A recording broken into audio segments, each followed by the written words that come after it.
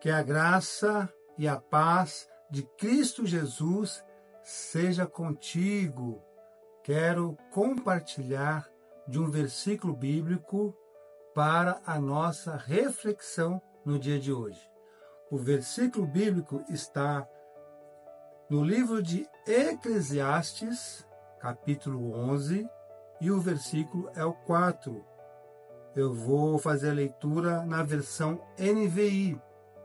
Diz assim a palavra do Senhor: quem fica observando o vento não plantará, e quem fica olhando para as nuvens não colherá.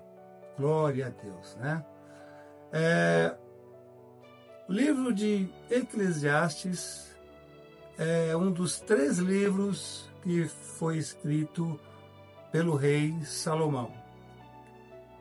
Rei Salomão escreveu Cantares, primeiramente, depois ele escreveu Provérbios e, por último, ele escreveu Eclesiastes.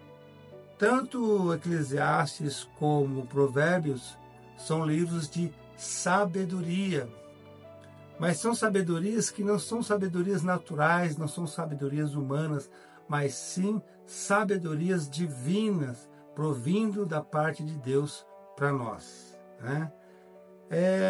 Eclesiastes, uma palavra hebraica, e o seu significado quer dizer aquele que convoca uma assembleia ou o pregador.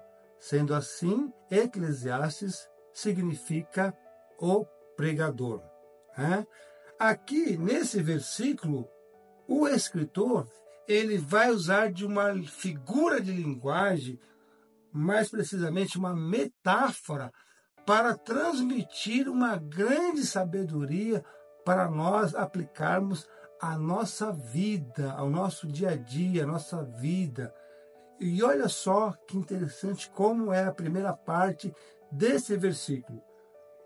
Na verdade, ele é um versículo que ele vai usar o dia a dia de um camponês, de um lavrador, né? Aquele que lavra a terra, aquele que planta, aquele que colhe, e através dessa metáfora nós vamos tirar uma lição da parte de Deus para a nossa vida.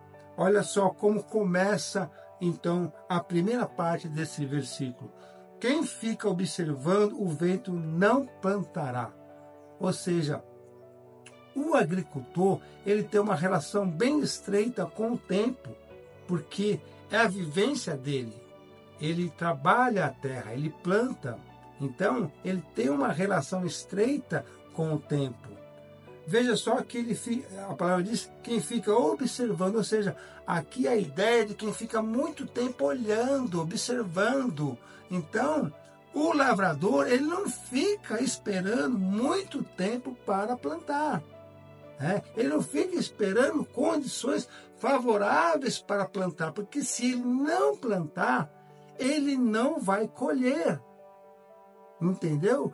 E trazendo para os nossos dias de hoje, nós temos que entender que nós sim temos que fazer uma varredura, nós temos que olhar o que está acontecendo ao nosso redor, nós temos que ver as circunstâncias que estão ao nosso redor, o que está acontecendo ao nosso redor, né? E sim, fazer uma varredura, entender o que está acontecendo, mas não ficar inerte àquilo. Estamos passando por dificuldade, por lutas, por problemas, precisamos fazer algo em relação àquilo que está acontecendo, nós não podemos ficar muito tempo observando aquilo, aquela situação perdurar por muito tempo e não fazermos nada. Nós precisamos tomar decisões, entendeu? Então, sim, vamos observar, vamos fazer uma varredura, mas não vamos ficar esperando muito tempo para fazermos algo. Tá? Não fique esperando que as coisas caiam do céu. Então aqui nós não vamos poder ficar muito tempo observando, olhando e não fazermos nada. Então aqui o cerne desse versículo, o entendimento, o ensinamento para nós é que nós não podemos ficar muito tempo observando as coisas e não tomarmos decisões. Não podemos ficar muito tempo olhando as coisas e não tomarmos decisões. Nós precisamos sim fazermos alguma coisa para mudar o quadro da nossa vida. Não podemos ficar esperando. Até quando nós ou você vai ficar esperando para tomar uma decisão, para mudar esse quadro da sua vida? Aqui a palavra está bem clara, está nos ensinando que nós não podemos ficar muito tempo. Porque senão, se nós não fizermos nada, olha o que diz a segunda parte do versículo. E quem fica olhando para as nuvens não colherá, ou seja, você não vai colher. Se o lavrador não plantar, ele não colhe, ele não vai ter fruto, não vai ter o que comer. Se você ficar sem tomar decisões, você não vai ter nada, você não vai conseguir produzir, melhorar a sua qualidade de vida, a sua vida. Está entendendo? Não pode ficar muito tempo. Então você tem que tomar decisões, você tem que fazer alguma coisa para mudar essa situação, para mudar esse quadro da sua vida. Entendeu? Seja no teu trabalho, seja na tua família, seja no dia a dia, seja em qual área for, na saúde, o que for. Não fique esperando muito tempo para tomar decisões. Não fique esperando condições favoráveis para você tomar decisões.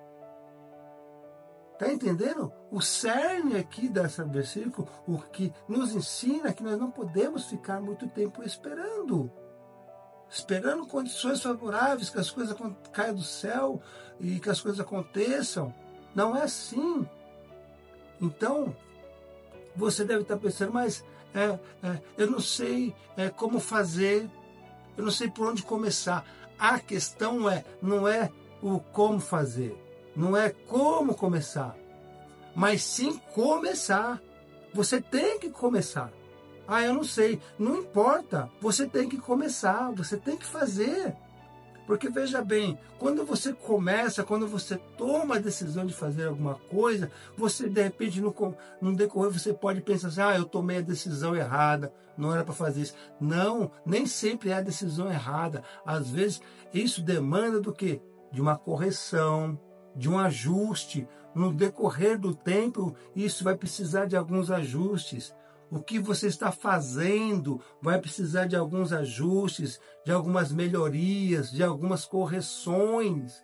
Você está entendendo?